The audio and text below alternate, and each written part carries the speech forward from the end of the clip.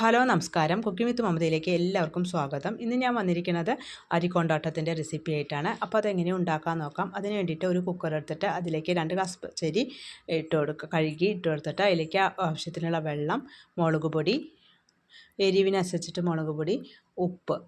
ഇനി ഇതിലേക്ക് എള്ള്, ജീരകമൊക്കെ ചേർത്ത് കൊടുക്കാം. ഞാൻ ഇപ്പോൾ ഇവിടെ ചേർക്കണില്ല.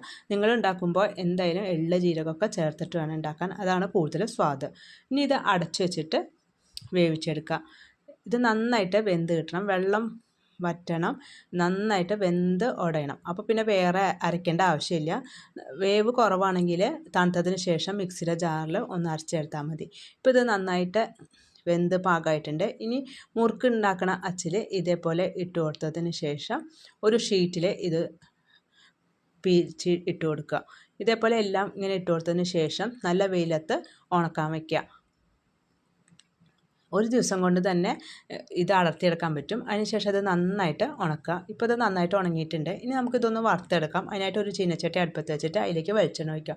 വെളിച്ചെണ്ണ നല്ലോണം ചൂടായതിന് ശേഷം ഇത് ഇട്ട് കൊടുത്തിട്ട് നല്ല മൊരിഞ്ഞ പാകമാകുമ്പോൾ അതൊരു പ്ലേറ്റിലേക്ക് മാറ്റാം. ഇത് ചോറിൻ്റെ കൂടെയും 4 മണി പലഹാരമായിട്ടൊക്കെ ഉപയോഗിക്കാൻ പറ്റും. കുറേ കാലം കേടാവാതെ ഇരിക്കും. അപ്പോൾ എല്ലാവരും ഉണ്ടാക്കി നോക്കുക. അടുത്ത നല്ലൊരു റെസിപ്പി ആയിട്ട് വീണ്ടും കാണാം. താങ്ക്